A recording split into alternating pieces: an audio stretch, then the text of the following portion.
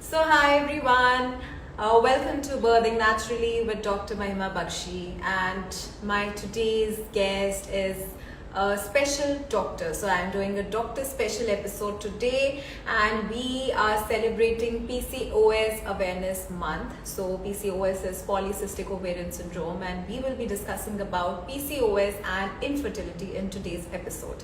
Today I have with me a wonderful celebrity expert joining me all the way from Bombay, Dr. Rishikesh Pai, who is the medical director with Bloom's IVF and is also the president-elect for Foxy 2022, who is joining me all the way from Bombay.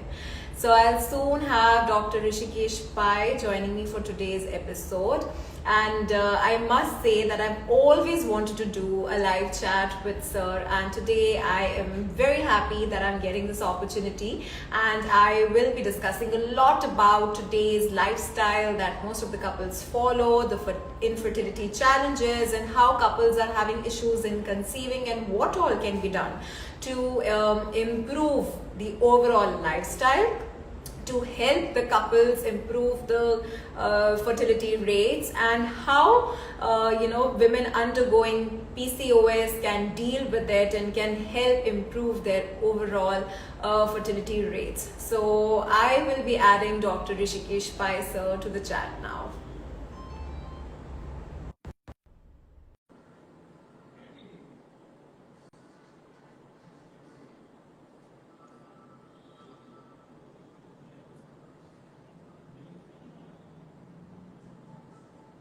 So Dr. Rishikesh Pai joining me all the way from Bombay.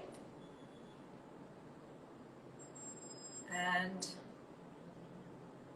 we're waiting for him to get connected to the chat. Until then, if you all have any questions for me or my today's guest, Dr. Rishikesh Pai, on PCOS and lifestyle modification for PCOS, so don't forget to send us questions, because this is PCOS Awareness Month and we are celebrating PCOS awareness with Dr. Rishikesh Pai today.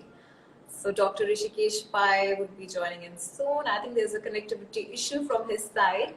So I am going to try adding him again. So sir, can you please send me a request again so that I can add you to today's chat?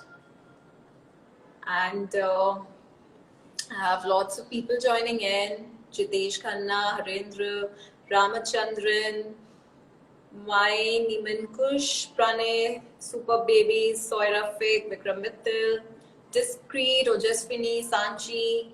Hi everyone. Weddings and all.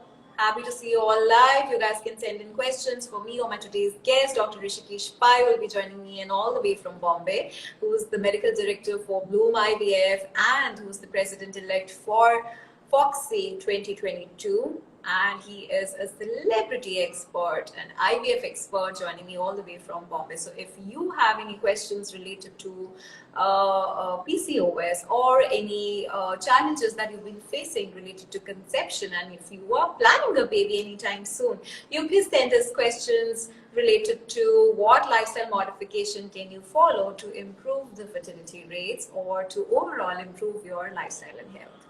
So waiting for Dr. Rishikesh Pai to join in, and Dr. Ali Rani is also joined. Hi sir, how are you? Happy to see you. Good evening sir. So today I have Dr. Rishikesh Pai all the way from Bombay joining me in sir. So we're just waiting for him to join in.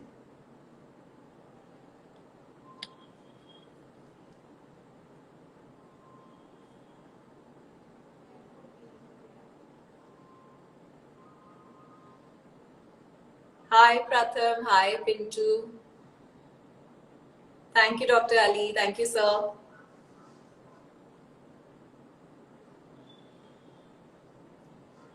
And good evening Pratham. We are waiting for Dr. Pai to join in. So this is Dr. Pai's first Insta Live, and I remember even for Dr. Ali sir, I had made him do the first Insta Live with me. So even today I've gotten Dr. Pai to do his first Insta Live with me. So I'm waiting for Dr. Pai to join in. Sunny Arora has come live, RC10R, hi. And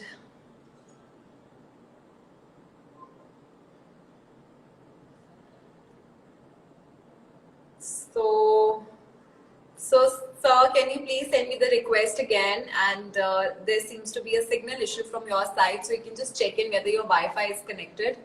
I think maybe it's a technical issue. I'm adding Dr. Pai again to the live chat. Seems like a signal issue from the other side. And we have Chandan joining in. Guys, you can keep sending in questions and we'll be happy to answer your questions at the end of today's session. So Dr. Pai joining in from Bombay. Sir, there seems to be some technical issue from that side. Can you try to log out from Insta and then log in again and send me the request again? And please try to keep your connection on Wi-Fi if possible.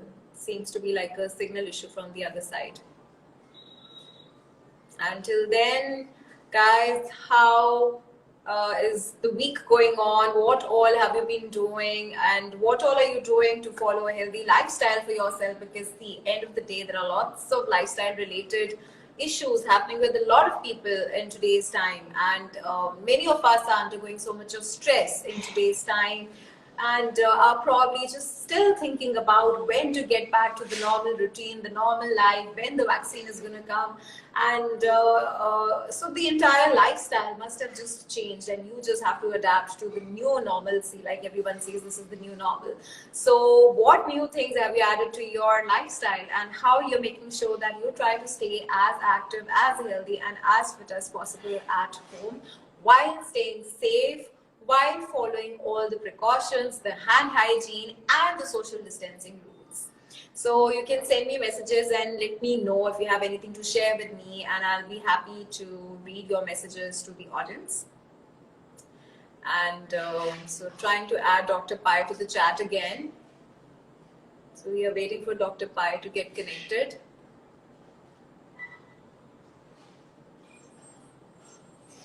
So there's Anand Mishra, Praveen Soni, Workcraft, Chandan. Hi guys. Anand Mishra saying, I am a fan of your speech. Thank you so much, Anand Mishra. Thanks a lot. And so we are waiting for Dr. Pai to join in. Hi. Perfect, sir. Hi, finally. Hi. Hello. Hi. Hi, sir. How are you? Fine. I'm just logged in, from Mumbai. So the rains are, creating a problem for us. So bad weather in Mumbai. Yeah. Welcome to the show, sir. How are you? Thank you. Tell me. Great, sir. So we've been waiting for you. All the fans have been waiting for you, and we have lots of questions to ask you today on IVF. So. Yeah. Okay. Great. Okay. So great, sir. So, sir, please first tell us something about yourself, your journey, and then I'll get started with the questions. No, I've actually been in the field of IVF for nearly 30 years now. I did my fellowship in IVF from Australia, where the world's second baby was born in 1989-90. And then I came back and I started my journey in 1991-92. And for the last 30 years, I've been doing IVF. So it's been a long journey. Wow. Down the road, I did a lot of academic work. I was the president of the IVF Society of India. It's called ISAR. I was the president of the Endoscopic Society of India. And now I have been lucky enough to be elected as the president of the Federation of Obstetric Gynec Societies of India. It is called FOGSI, and it has got nearly 38,000 members. So it's a large society, which besides infertility does a lot of maternal health. All the maternal health issues of the government of our country are, FOGSI is a very important partner of the government. Amazing, sir. So, sir, you are a true inspiration to so many people in today's time. Right. Thank you. So, thank you, sir. So, since it's PCOS Awareness Month going on, and PCOS is becoming very prevalent in today's time, and it also has a relation with infertility that is seen in a lot of couples these days. So, sir, can you please start with telling us something about the relation between PCOS and infertility? So, PCOS is polycystic ovarian syndrome. It is, many people call it PCOD, etc., etc. And primarily what happens is every month about 500 eggs start maturing and they are in small bags of water called follicle. And normally one of the bag of water becomes dominant, and by the time on the 14th day, the egg ovulates and the egg comes out. So if at that point in time a woman has a sex or relation with the husband, then there's a chance that the child may conceive. And if that doesn't happen, so the timing of having sex is very important. If that doesn't happen in that month, then in 14 days time there is the next period comes, and again the cycle is repeated. But in PCOS, what happens due to hormonal imbalances, especially there's a higher chance increase in the male hormone, which is called testosterone. Because of that, there is many follicles, they mature at the same time. But as I told you, the dominant follicle, which actually doesn't form in the end. And because of that, all of these follicles mature, but they get arrested. So there's no ovulation. Because there's no ovulation, there's no chance of the egg coming in contact with the sperm. There's no chance of embryo forming, and there's no chance of a pregnancy. So this is the thing that happens with this kind of situation. And that's why the periods also become irregular. So if suppose sometimes a PCOS patient will ovulate, but normally instead of ovulating on the 14th day, she'll ovulate on the 21st day of the cycle. So the periods also become irregular. Because she doesn't ovulate well, there is an increase in the testosterone level in the blood. And because of that, she gets acne, then she's got temporal hair loss. There's a lot of hirsutism. So you'll have hair on the face and the chest and the back, but the hair at the temporal, so there's a hair loss with additional hair in the wrong side. So all these things happen. She can put on weight as well, and all these manifest as PCOS. And so what is the best treatment available for PCOS?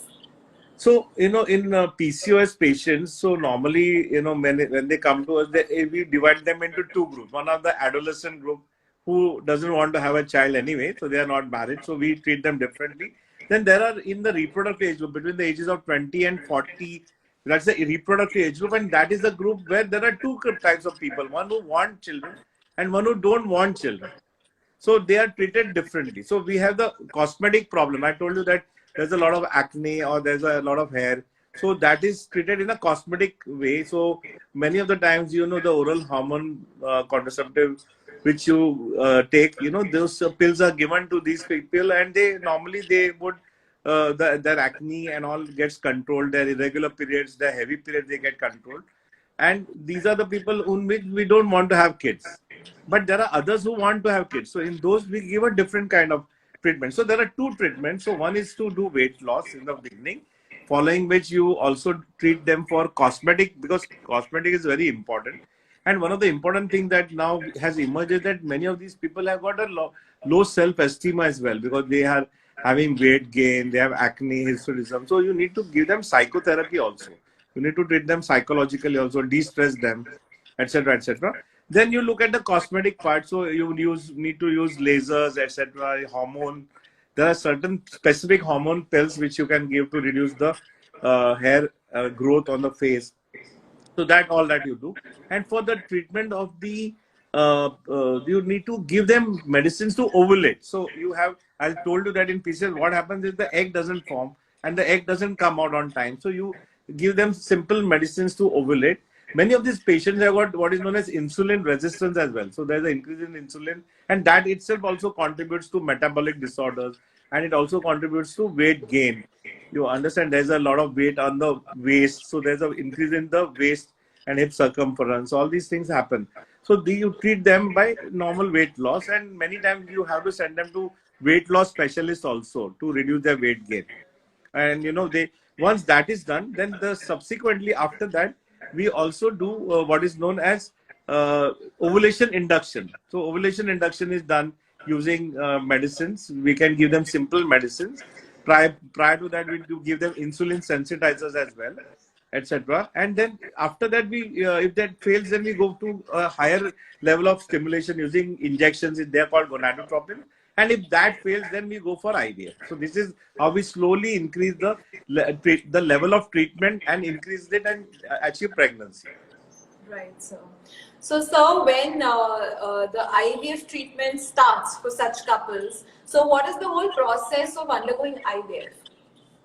So in IVF, what we would do is normally, most of the, I would like to say that 90% of patients who have PCOS will get pregnant by simple methods. So even a weight loss of 5 to 10% will cause ovulation, and many people achieve pregnancy. So first thing I do is I'll calculate their BMI, that is called body mass index. And if it is less than 29, many of them have an index of 34, 35. So first is to give them weight loss. With weight loss itself, a lot of people become pregnant.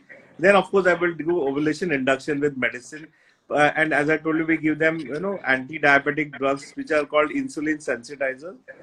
There are certain anti-diabetic, there are certain sensitizers which are mild. They are not really anti-diabetic, but you can use them as well. And after that is done, 90% will become pregnant with all these methods.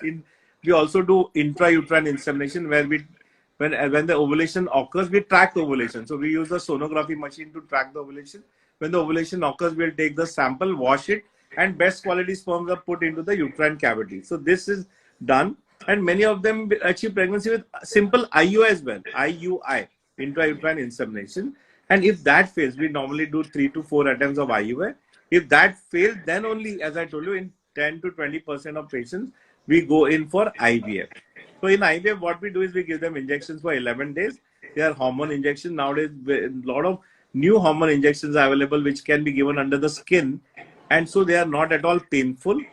Whenever patients come to me and say, "Doctor, you have to take injections for 11 days," I tell them that, my mom was a diabetic and she used to take insulin for 30 years. I said, if people can take insulin for so many years, why can't you take it for 11 days? So once you tell them and you counsel them, most of them take the injection. And after the eggs are ready, or on the 11th day of the injection, the eggs are ready, we give them a final injection. It's called trigger. Once you give them trigger, we admit them in the hospital and we remove the eggs by ultrasound.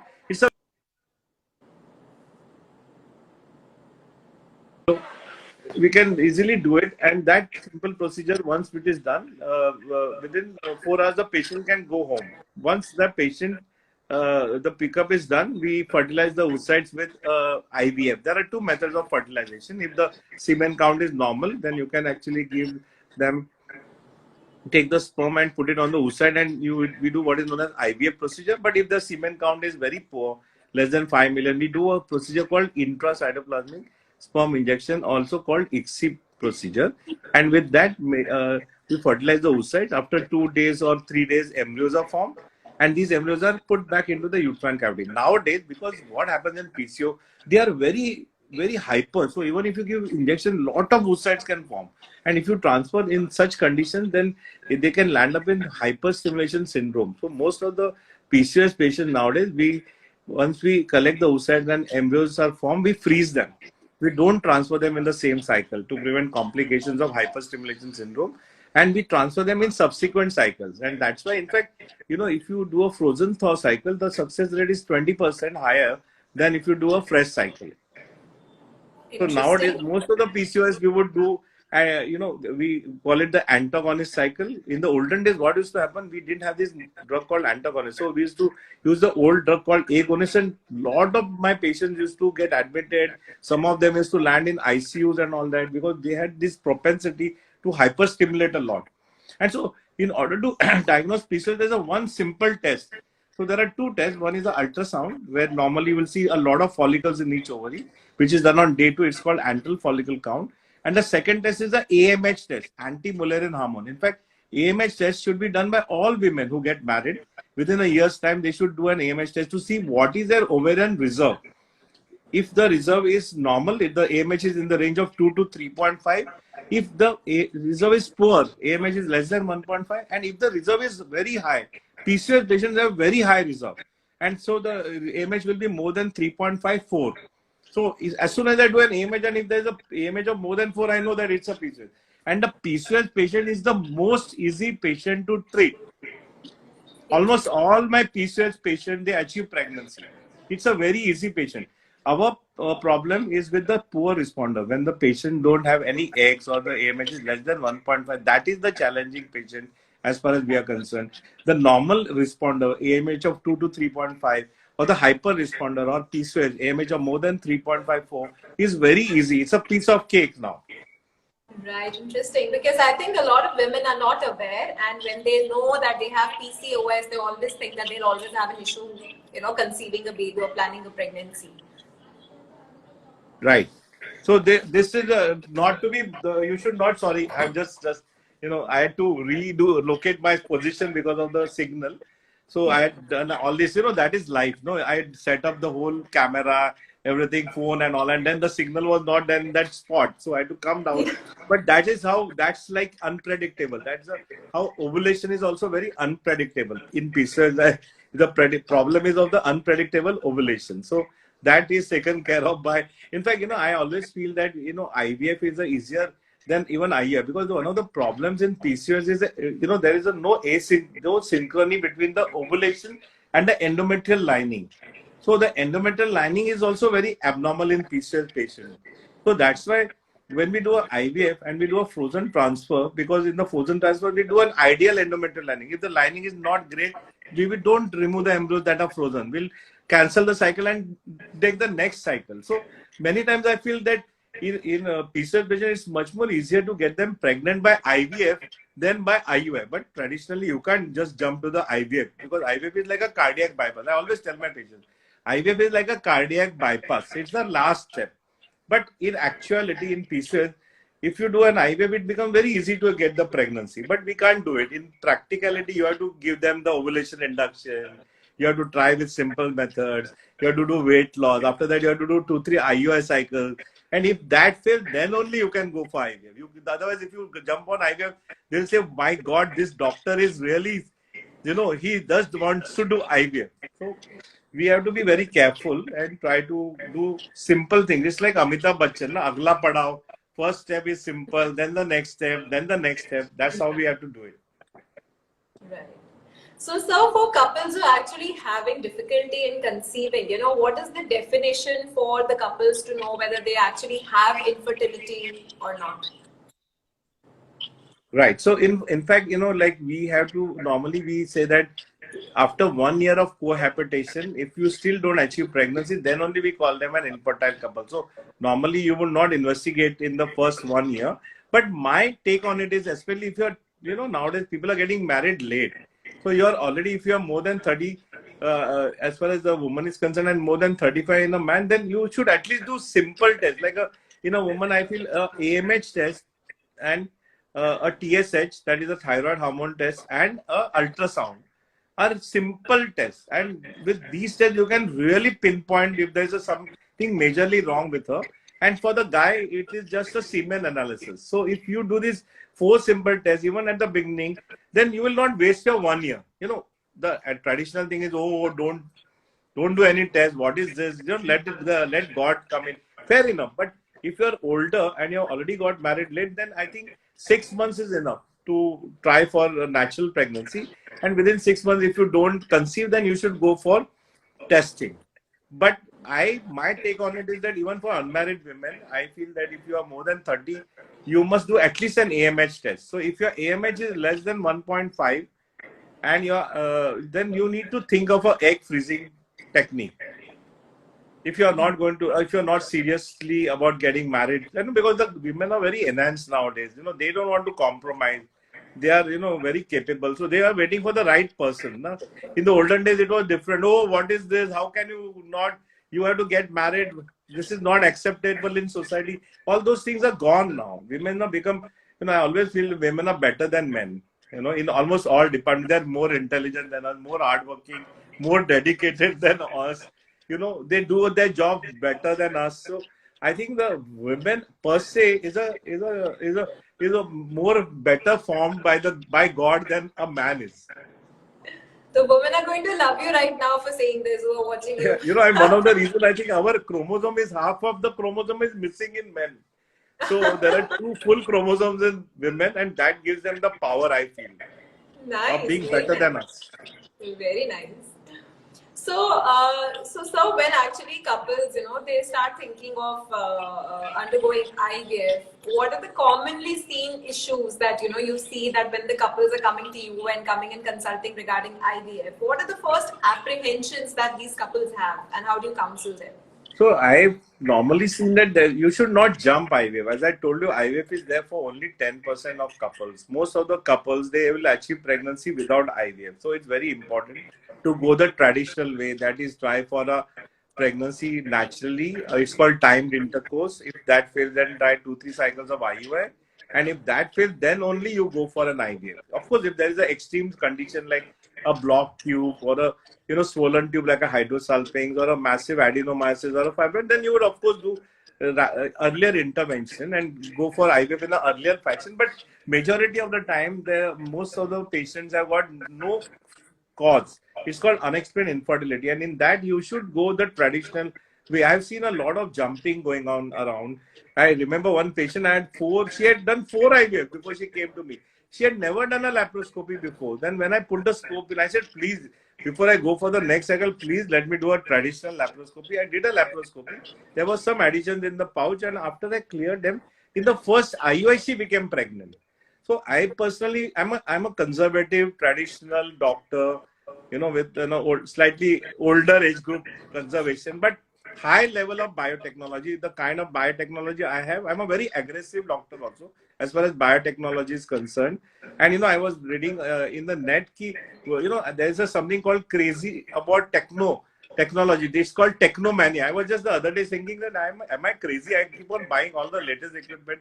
So this is called technomania. So I have a technomania, but I never misuse the technomania. I mean, I will control it. I'll never misuse my power, because doctors have got a ethical responsibility, and I will always follow the right path. This has been taught to us traditionally, and almost all my colleagues also do it. So you should always have faith in your doctor. That's very important as well, I've seen. Secondly, you must also understand that the pregnancy rate in IVF is around 30%, 30 to 35%. In women less than 35 years of their age, in United States, it's a slightly higher at 40-45%, but there's a more of overstimulate the patients, etc. And there's more aggression in the American society as compared to, say, Europeans, and all are slightly more conservative. But I always tell my patient, 1 in 3 is the thing. So every time 3 people undergo IVF, 1 will become pregnant. So that is so in 3 attempts of IVF, nearly 90% people will achieve pregnancy. Remember, nowadays, because of the freezing breakthrough that we have got, we can suppose first attempt you may get 12 embryos. That's it. You don't have to go through the whole cycle again. So next, in the first transfer, we'll take out 3 embryos and try for a pregnancy.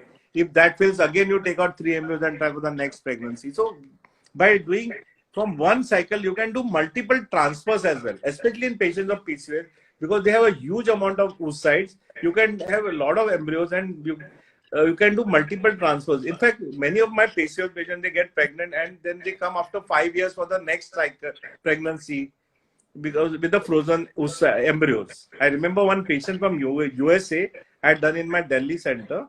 She had the first baby with me. After that, I had frozen her 3 embryos. Then she went to USA and she had 2 cycles that failed. And after 9 years, she came back, and those 3 embryos that I had frozen, I used her, and she got the second baby. Oh, wow. So the freezing has been a fantastic breakthrough. I feel that in 2007, I went to Japan for training in that vitrification technology. That time it had just come in, and that technology is a game changer. Because of that, millions of now embryos are frozen all over the world. Another big problem we are facing now is where to store all these embryos, because many of the couples, they have kids and then they go away. Yeah. So nowadays we take a consent that in 5 years time, if you don't come back, then we can discard the embryo. But believe you in me, I've never discarded embryo without patient's consent. Many of them disappear, but they are like children, so I've kept them. I've not yet touched them also. Oh. So tell us something about egg freezing also. These days, a lot of women who want to plan a later conception later on in life, in her late 30s or 40s. Tell us something about egg freezing. No, so egg freezing, actually one of the pioneers, me and my colleague Dr. Nandita, we started egg freezing in 2007. And we were the pioneers in India, and we have frozen many patients now. So it is done for fertility preservation. So you have got, a lot of patients are having cancer at a younger age group before they get married. So in those patients, we can freeze their oocyte, then they can have their chemo radiation therapy. After that, once they get married, they can use their frozen eggs for having families in the future with their own DNA. There's another new technology also that has come in this area, and that is called ovarian tissue freezing. So you can, if you don't have time, some of them have say 3 weeks, so we do stimulate them, take the eggs out and freeze them. But there are some people who don't have time. Breast cancer is that in 3 days doctor wants to start chemotherapy. In those, we can put a laparoscope inside, remove the ovary, and ovarian cortex can be frozen as well. So that is called ovarian tissue freezing, which also we do.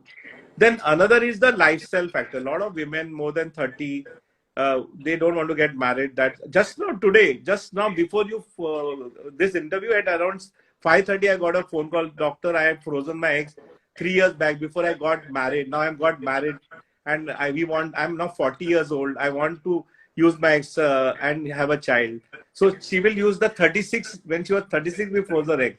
So she will use those eggs. So there will be higher chance of pregnancy, lesser incidence of congenital malformation, lesser incidence of aneuploidy, Down syndrome, because younger eggs have a lower incidence of aneuploidy. So these are all the advantages, and a lot of women. In fact, there was a Wall Street article, and in that they had interviewed a lot of these women who had frozen eggs 10 years back in United States, and many of them got married and they had children with their own eggs naturally. They didn't have to use the frozen egg, but many of them said that it was an insurance for them. They felt mentally satisfied when they froze their eggs, and their tension went away, because after that they had their pregnancies naturally. But it was just a mind thing, a thought thing. Okay, I'm not guilty of my giving me priority to my career. I still can freeze my eggs. So this is a great boon, I feel.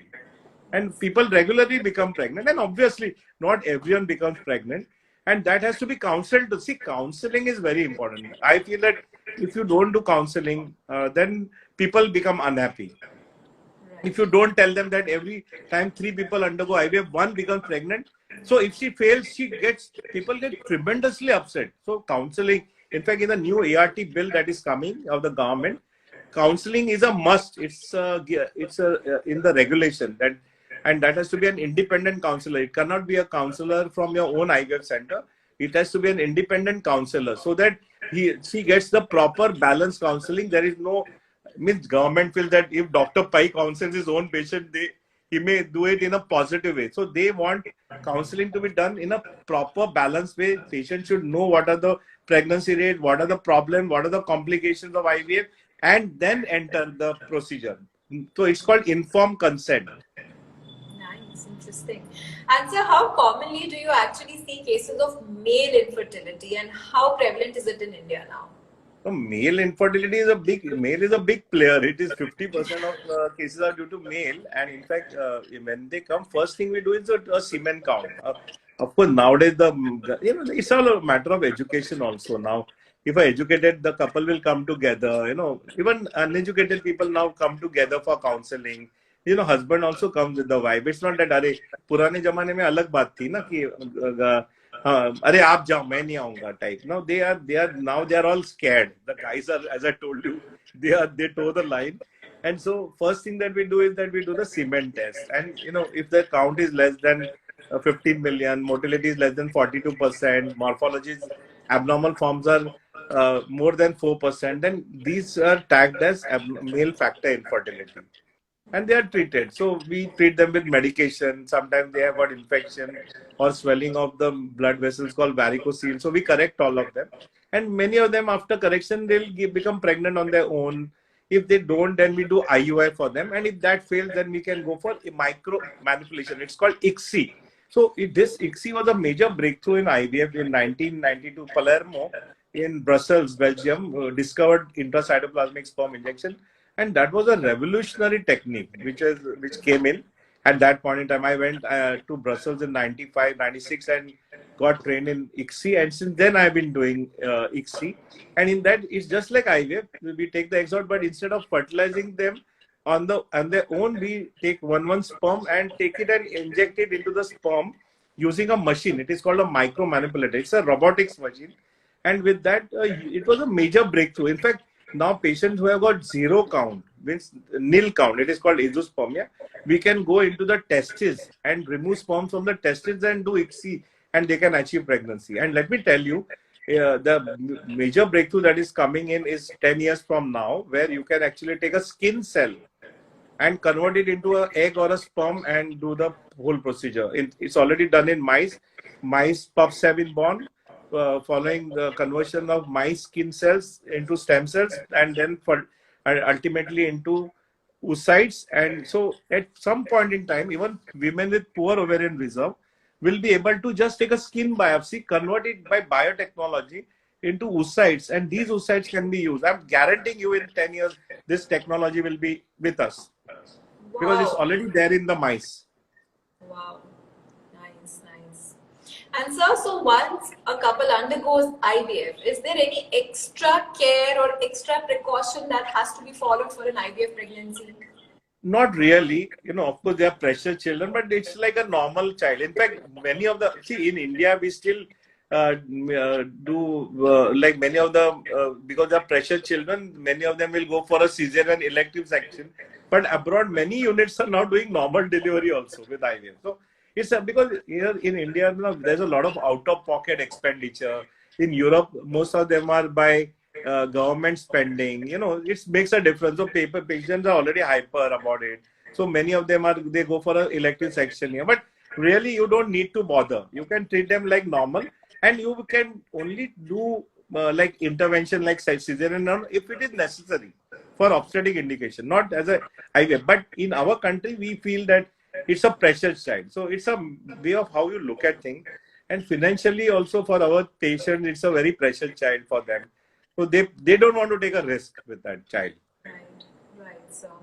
Sir, and any specific instructions for people, who are in the pre-conception phase, any particular lifestyle modification that will just help them to improve the fertility rates or the overall well-being of the uterus for the baby? So, you must be, it's very important that I told you that you must get investigated quickly.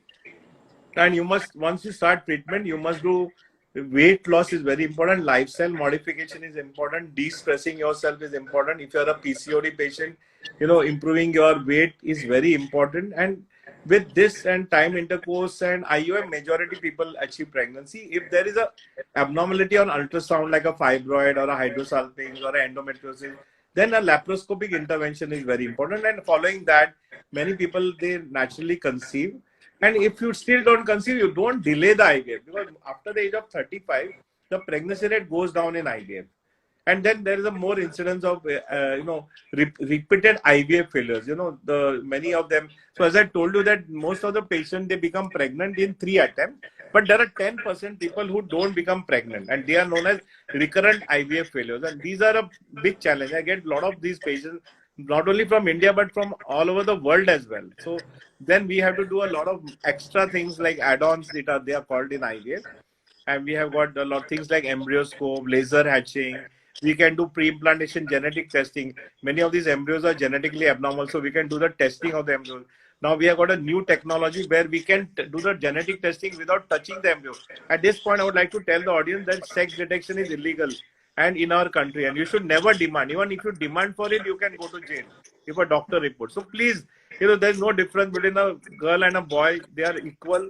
As I told you, girls are better than boys nowadays. So please don't go for any of these things which are illegal in our country. So after this, as I told you, in 3 attempts, majority will become pregnant. But you should, एक लक्ष्मण रेखा भी लगाना जरूरी है. और 2-4 attempt के बाद ना, you should think of adoption also. So be balanced in your approach to life. Of course, if you continue, there are people after 6-7 attempts also they achieve pregnancy with their own egg. It's always there, but there is a limit. You should not cross the limit. Right, sir. And so what would be the maximum age group of women for which you would recommend IVF? So the new ART bill is that woman should be less than 50 and husband should be less than 55. Again, that is a discrimination, but that's how it is. So till age of 50, you can do it. What I do is after the age of 40, I look at them and I do a stress test on them. I take a medical fitness. I also do a 2D echo. I do their blood test for blood sugar. I do the blood pressure to see if they are hypertensive. So I look at their fitness, especially after the age of 40. And if they are fit, then they can. Nowadays, things have changed. Now people have a longevity. Forget COVID now. I'm sure vaccine will come and we'll all be okay. But the longevity has gone up for women as well as men. In fact, in our country, men are as I told you, women are more stronger. So even in longevity, women have a higher longevity. Look at the COVID infection.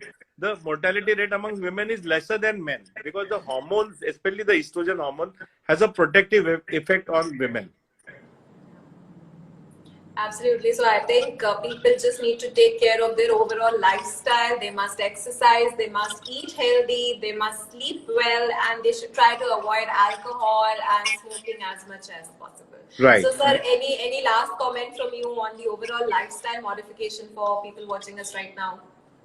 No, the last comments are that, in case there are new technologies also, which I would like to tell you. One is about, especially in our country, thalassemia and sickle cell anemia are huge problem. And now we have a new technology called pre-implantation genetic testing. So if you are a couple, just today I had a phone call from a couple, both of them, I was really surprised because this couple had one first thalassemia minor child, then another child who died in 10 days, thalassemia major, then third child died after 7 years, multiple transfusions, then fourth they aborted. I said, didn't you know that you can actually test the embryo? No one had told them that. So I would like to inform all of you that now if you have a previous abnormal child, many of these are due to genetic disorders, and we can now do IVF. We can test the embryo doing an embryo biopsy, and we can put the normal embryos in, and you can have normal children. Especially in our country, the biggest problem is thalassemia and sickle cell anemia. In the middle of a country, Chhattisgarh, Madhya Pradesh, huge amount of sickle is there. So PGD can be used instead of normally what we do the conception, then we'll do the testing.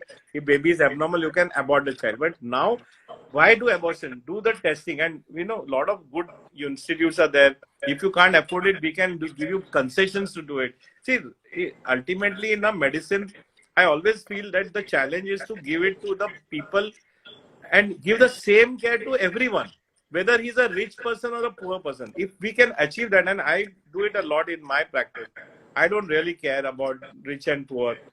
I do it for everyone, and if there's an unaffording person, I just do it at cost. It doesn't really matter to me anymore. I have reached a level or a thought process where money has no value to me. Lovely, sir. So I think you're doing a great work for the society, and you also have lots of fans all around the country for you who admire you and who are getting an inspiration from you.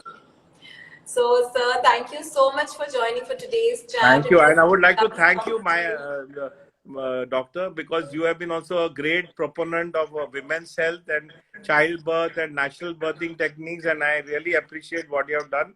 And that's also very important. We have to also see that we have our cesarean rate is down to, so that we have a balance. We should not in any way jeopardize the woman's or the child's life. Not only life, but morbidity, means damage should not be there. So there should be a balance. And I'm sure that you know all more about it than I do, because my job normally after the patient conceives, I refer them to other people for delivery. Thank you so much, sir. So kind of you to say all this. So sweet of you. Thank you so much, sir. Thank you. Bye. Thank you, sir. Bye. Bye. Bye. Bye. Bye.